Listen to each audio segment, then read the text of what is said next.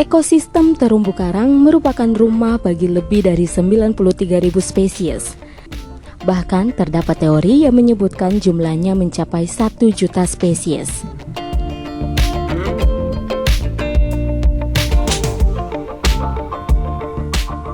Terumbu karang adalah ekosistem bawah laut yang terdiri dari kumpulan binatang karang yang membentuk struktur kalsium karbonat atau batu kapur.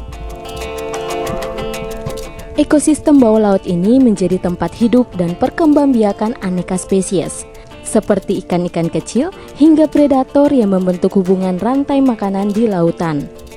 Beragam binatang menjadikan karang sebagai habitat, tempat mencari makan, berkembang biak, dan tempat perlindungan.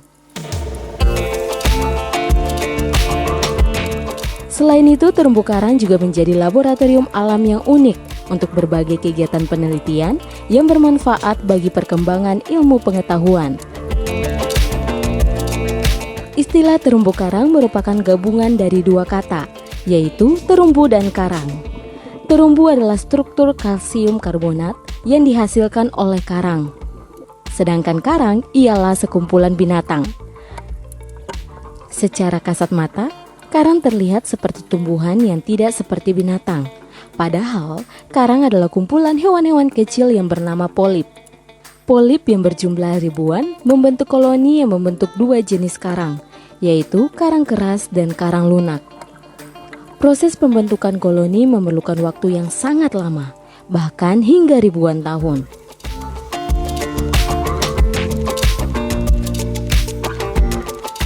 Ekosistem terumbu karang umumnya terbentuk di kawasan pinggir pantai atau perairan yang masih tembus oleh sinar matahari, yaitu sekitar 50 meter di bawah permukaan laut. Namun, terdapat pula beberapa jenis karang yang dapat hidup di kedalaman laut dan tidak membutuhkan cahaya matahari. Kumpulan karang juga menyajikan panorama keindahan yang menjadi magnet wisatawan sehingga menambah sumber devisa negara melalui sektor pariwisata.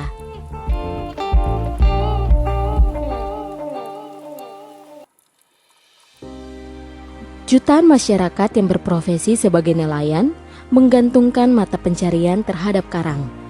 Kekayaan terumbu karang di Maluku mengalami masalah berat akibat penangkapan ikan yang tidak ramah lingkungan, sedimentasi, dan pencemaran air laut yang juga menjadi ancaman bagi keberlangsungan ekosistem pesisir.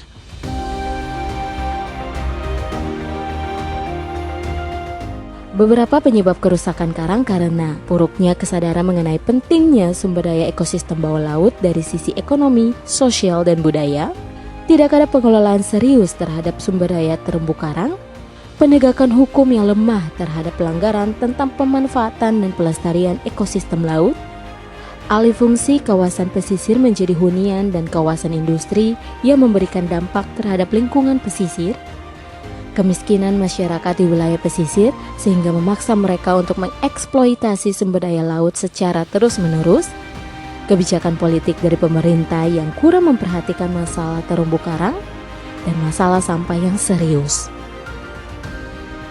Kegiatan manusia merupakan penyebab terbesar rusaknya kondisi ekosistem terumbu karang. Semakin cepat pertumbuhan penduduk, maka kepadatan penduduk di wilayah pesisir juga akan terjadi. Oleh sebab itu, diperlukan kerjasama dari berbagai elemen untuk menjaga kelestarian terumbu karang.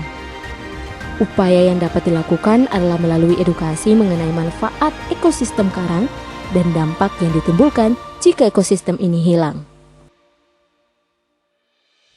Ya, jadi kami dari Molucas Coastal Care itu selama beberapa tahun terakhir ini kami mencoba untuk menyelamatkan ekosistem yang ada di pesisir. Salah satunya itu ekosistem terumbu karang. Nah, menurut kami ekosistem terumbu karang di Teluk Ambon ini sudah semakin berkurang. Ada beberapa data juga yang diberikan juga dari LIPI. Dan seperti contoh salah satu tempat wisata yang ada di Laha, ya di sana itu kami mengangkat juga sampah-sampah yang ada di bawahnya. Padahal di situ untuk hewan makronya itu sangat bagus dan wisatawan sering datang. Nah, MCC melihat bahwa terumbu karang ini sudah mulai berkurang, makanya kita harus selalu menjaganya, merawatnya. Nah, kami mengajak banyak orang juga lewat video-video edukasi, salah satunya video ini, supaya mereka bisa kembali sadar bahwa ekosistem yang harus dijaga ini sangat berguna karena kedepannya anak-anak kita juga akan mengkonsumsi ikan, dan kalau misalnya habitat terumbu karang ini dia rusak, berarti ikan pun akan lebih jauh, dia akan tidak ada lagi di Teluk Ambon dan akan susah untuk dicari.